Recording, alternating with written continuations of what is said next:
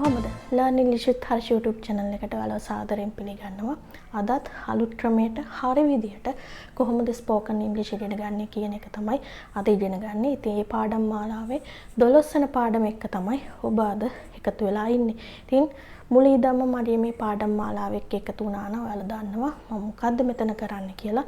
මම ඇත්තෙන්ම බලාපොරොත්තු වෙන්නේ English TV series, movies, dramas, cartoons වලින් ලබා ගන්න ඒ dialogues වලින් ලබා ගන්න English phrases එහෙම නැත්නම් වාක්‍ය ඛණ්ඩ සහ වාක්‍යයන් sentences තෝරාගෙන ඒව සිංහල තේරුමත් එක්ක මම ඔයාලට කියලා දෙනවා. ඔයාලට තියෙන්නේ ලස්සන්ට පොතක් මේන්ටේන් කරගෙන ගිහිල්ලා ඒ මම කියලා දෙන sentences සිංහල තේරුමත් එක්ක ලියා ගන්න. ඉතින් ඔයාලට පුළුවන් එක නැවත නැවත කියවලා ඔයාලා එදිනෙදා කතා කරනකොට ඒ අදාළ තැන්වලදී ඒක ඇප්ලයි කරගන්න පුළුවන්. ඉතින් මම ආරාධනා කරනවා අද නම් මුලින් එකතු වෙන්න මාත් එක්ක අලුත් ක්‍රමයට හරි විදියට කොහොමද spoken English ඉගෙන ගන්න කියන කතාව හරියටම දැනගන්න lesson 1 ඉඳන් බලන්න කියලා මම ඔයාලට ආරාධනා කරනවා. මේ වෙනකොට මාත් එක්ක එකතු වෙච්ච කට්ටිය මම දන්නවා ඔයාලා ලස්සන්ට පොතක් මේන්ටේන් කරගෙන ඇති. ඉතින් මේ පොත දිගටම මේන්ටේන් කරගෙන යන්න. ඉතින් දැන් මේ වෙනකොටත් ඉතා විශාල ප්‍රමාණයක් මම sentences එහෙම නැත්නම් වාක්‍ය ඛණ්ඩ phrases මම ඔයාලට කියලා දුන්නා. ඉතින් ඒවා ඔයාලට අනිවාර්යයෙන්ම ඔයාලගේ දිනදා කතාවේදී ඉංග්‍රීසි කතාවේදී වැදගත් වෙනවා. අනිවාර්යයෙන් මට 100% විශ්වාසයෙන් යුතුව ඔයාලට කියන්න පුළුවන් මේ විදිහට ඔයාලා දිගටම කරගෙන ගියොත් අනිවාර්යයෙන්ම ඔයාලට පුළුවන්කම ලැබෙනවා ඉංග්‍රීසි කතා කිරීමේ හැකියාව ලබා ගන්න. හරි අපි මේ ටික බලමු මුලින්ම. Hey Anne, I saw you with some guy last night. ඒ කියන්නේ මොකක්ද? Hey Anne, hey Anne, I saw you with some guy last night. මන් ඊයේ ඔයාව මේ පිරිමි ළමයෙක් එක්ක ඉන්නව දැක්කනේ. Hey Anne, I saw you with some guy last night. දැක්කනේ ඔයා ඊයේ පිරිමි ළමයෙක් එක්ක ඉන්නවා. Hey Anne, I saw you with some guy last night. You still have not said one word. ඔයා තවම එක වචනයක්වත් කිව්වේ නැහැ. You still have not said one word. ඔයා තවම එක වචනයක්වත් කිව්වේ නැහැ. You still have not said one word. You are definitely scaring her. You are definitely scaring her. ඔයා අනිවාර්යෙන්ම ඇයව බය කරනවා. කොහොමද කියන්නේ? You are definitely scaring her. ඔයා අනිවාර්යෙන්ම ඇයව බය කරනවා. Would you like to call somebody? Would you like to call somebody? ඔයා කැමතිද කාට හරි කතා කරන්න? Would you like to call somebody? ඔයා කැමතිද කා එක්ක හරි කතා කරන්න? I have no idea what you said. I have no idea what you said. මට කිසිම අදහසක් නැහැ ඔයා කියපු දේ ගැන. I have no idea what you said. ඔයා මොකද්ද කිව්වේ කියලා මට කිසිම අදහසක් නැහැ. I have no idea what you said. හරි. අපි නැවත බලමු. Hey Anne, hey Anne, I saw you with some guy last night. මම දැක්ක ඔයාව පිරිමි ළමයෙක් එක්ක ඉන්නවා. You still have not said one word. ඔයා එක වචනයක්වත් තවම කිව්වේ නැහැ. You still have not said one word. You are definitely scaring her. ඔයා අනිවාර්යෙන්ම ඒව බය කරනවා. You are definitely scaring her. Would you like to call somebody? Would you like to call somebody? ඔයා කැමතිද කාට හරි කතා කරන්න? I have no idea what you said. I have no idea what you said. ඔයා මොනවද කිව්වේ කියලා මට කිසිම අදහසක් නැහැ. I have no idea what you said. හරි. මේ ටික ලියා ගන්න සිංහල තේරුමත් එක්ක. හරි. මේ ටික බලමු. Put Anne on the phone. Anne phone එක දෙන්න. දැන් අපි කෝල් කරලා දැන් අපි ලොකු තැනක් නා ඔෆිස් එකක වගේ නම් ෆෝන් එක Anne-ට දාන්න. එහෙම නැත්නම් ෆෝන් එක Anne-ට දෙන්න. then put Anne on the phone. Put Anne on the phone. ඒ කියන්නේ Anne-ට ෆෝන් එක දෙන්න. I have never had a relationship like that. I have never had a relationship like that. මට ඒ වගේ සම්බන්ධතාවයක්, ඒ වගේ relationship එකක් කවදාවත් තිබුණේ නැහැ. I have never had a relationship like that. මට ඒ වගේ relationship එකක්, මට ඒ වගේ සම්බන්ධතාවයක් කවදාවත් තිබුණේ නැහැ. Look, I'm taking my time. බලන්න මම මගේ වෙලාව ගන්නවා. Look, I'm taking my time. බලන්න මම මගේ වෙලාව ගන්නවා. Look, I'm taking my time. බලන්න මම මගේ වෙලාව ගන්නවා. I'm telling you she has no idea what you are thinking. I'm telling you මම ඔයාට කියන්නේ she has no idea. ඇයට කිසිම අදහසක් නැහැ what you are thinking. මොකද්ද ඔයා හිතන්නේ කියලා ඇයට කිසිම අදහසක් නැහැ. I'm telling you she has no idea what you are thinking. මම ඔයාට කියන්නේ ඇයට කිසිම අදහසක් නැහැ ඔයා මොකද්ද හිතන්නේ කියලා. I'm telling you she has no idea what you are thinking. මම ඔයාට කියන්නේ ඇයට කිසිම අදහසක් නැහැ ඔයා මොනවද හිතන්නේ කියලා. If you do not ask, and if you don't ask her out soon, you will end up stuck in the friend zone forever.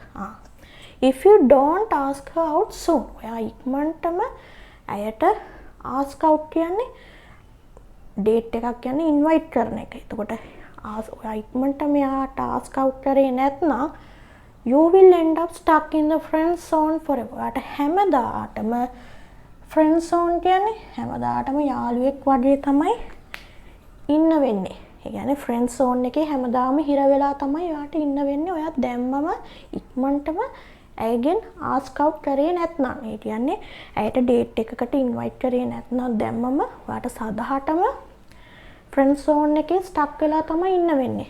If you don't ask her out soon, ඔයා දැම්මම ඉක්මනටම වහාම ඇයගෙන් ask out කරේ නැත්නම් you will end up stuck in the friend zone forever. ඔයාට හැමදාටම යාළුවෙක් වගේ තමයි ඉන්න වෙන්නේ.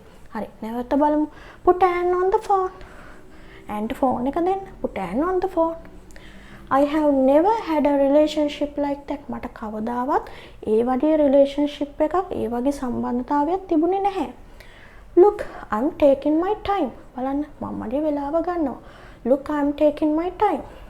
I'm telling you she has no idea what you are thinking. මම ඔයාට කියන්නේ ඇයට කිසිම අදහසක් නැහැ මොනවද ඔයා හිතන්නේ කියලා.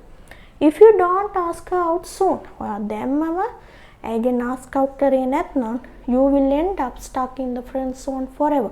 අට සදාටම friend zone එකේ stuck වෙලා තමයි ඉන්න වෙන්නේ. හැමදාටම යාළුවෙක් වගේ තමයි ඉන්න වෙන්නේ. හරි. මේ ටික ලියා ගන්න සිංහල තේරුම එක්ක. හරි.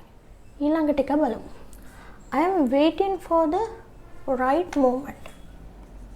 I am waiting for the right moment. ඒ කියන්නේ මම හරි මොහොත එනකන් තමයි බලාගෙන ඉන්නේ. හරි වෙලාව වෙනකන් තමයි මම බලාගෙන ඉන්නේ. I am waiting for the right moment. මම හරි මොහොත වෙනකන් බලාගෙන ඉන්නවා.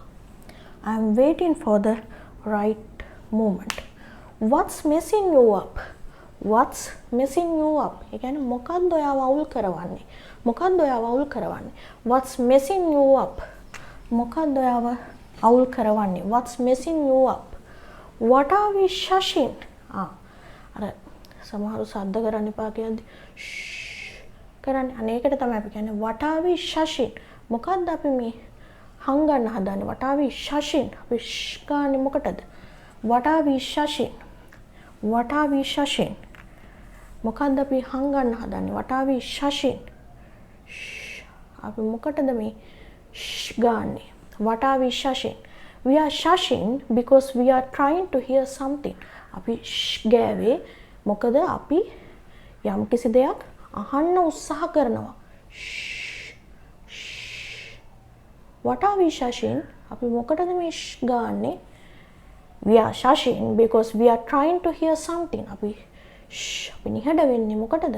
යම් කිසි දෙයක් අහන්න තමයි අපි මේ නිහඬ වෙන්නේ. We are shushing because we are trying to hear something. උත්සාහ ගන්නවා යම් කිසි දෙයක් අහන්න. ඒකට තමයි අපි මේ නිහඬ වෙන්නේ. Don't you hear that? ඔයාට ඒක ඇහෙන්නේ නැද්ද? Don't you hear that? ඔයාට ඒක ඇහෙන්නේ නැද්ද? Don't you hear that? ඔයාට ඒක ඇහෙන්නේ නැද්ද? හරි. නැවත බලමු. I'm waiting for the right moment. මම හරි මොහොත වෙනකන් තමයි බලාගෙන ඉන්නේ. What's messing you up? මොකක්ද ඔයාව අවුල් කරවන්නේ? What's messing you up? What are we shushing?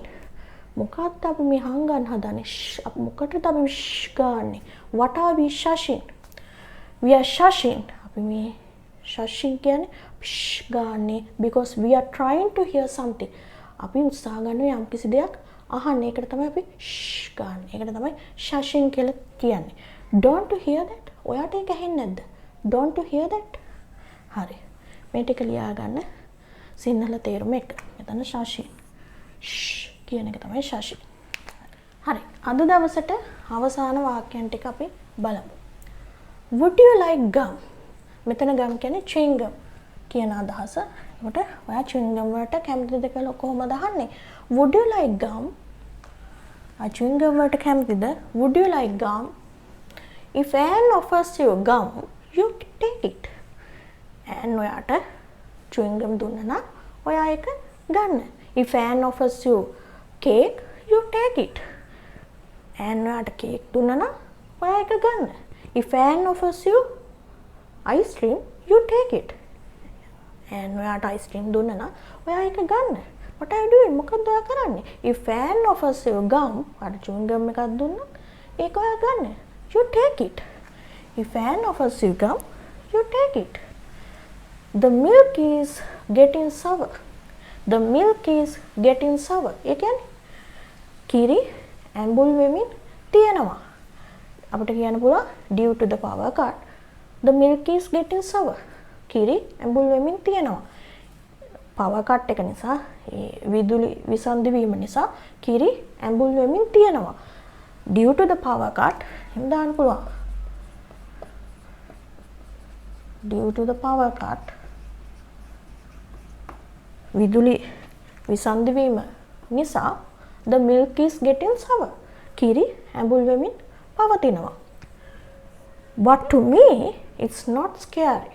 ඒ කියන්නේ ඒත් මට ඒක බය දෙයක් නෙවෙයි. But to me it's not scary. මට ඒක බය දෙයක් නෙවෙයි. But to me it's not scary. You gonna do it? ඔයා ඒක කරනවද? You gonna do it? ඔයා ඒක කරනවද? නැවත ඒක අපි බලමු. Would you like gum? ඔයා කැමතිද chewing gum වලට? If Anne offers you gum, you take it. Anne ඔයාට gum දුන්නොත් Anne ඔයාට chewing gum දුන්නොත් ඔයා ඒක ගන්න. Anne ඔයාට cake දුන්නොත් if Anne offers you cake, you take it. ඔයා ඒක ගන්න. Due to the power cut, the milk is getting sour. ඒ කියන්නේ විදුලි විසන්ධි වීම නිසා කිරි මොකද වෙන්නේ? ඇඹුල් වෙමින් තියෙනවා. The milk is getting sour. But to me it's not scary.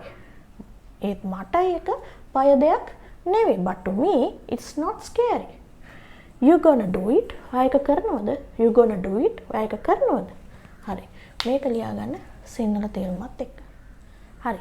අලුත් ක්‍රමයට හරි විදිහට ස්පෝකන් ඉංග්‍රීසි ඉගෙන ගන්න පාඩම් මාලාවේ 12 වෙනි පාඩම අද දවසේ මම මේ විදිහට අවසන් කරනවා. ඉතින් ලොකු දැනුමක් අද දවස් තුනත් ආට ලැබෙන්නේ නැති කියලා මම විශ්වාස කරනවා. ඔය වාක්‍යයන් හරිම වැදගත් දිනදා ජීවිතයේදී ඒවා නිවැරදිව ලියා ගන්න සිංහල තේරුමත් එක්ක මොනවා හරි ගැටලුවක් තියෙනවා නම් කමෙන්ට් එකක් විදියට ඉදිරිපත් කරන්න පුළුවන්. එහෙම නැත්නම් මගේ Learn English with Harsh Facebook page එක තියෙනවා. ඒකට මැසේජ් එකක් දාන්න පුළුවන්. ඉතින් මා ආදරයෙන් ආරාධනා කරනවා මගේ channel එක subscribe කරන්න නැත්නම් subscribe කරන්න. දන්න අයට මේ වීඩියෝ share කරන්න, like කරන්න, comment කරන්න. ඉතින් නැවතත් මේ වගේ අලුත් වීඩියෝ එකකින් හමු වනතුරු ඔයාලට සුබ දවසක් ප්‍රාර්ථනා කරනවා.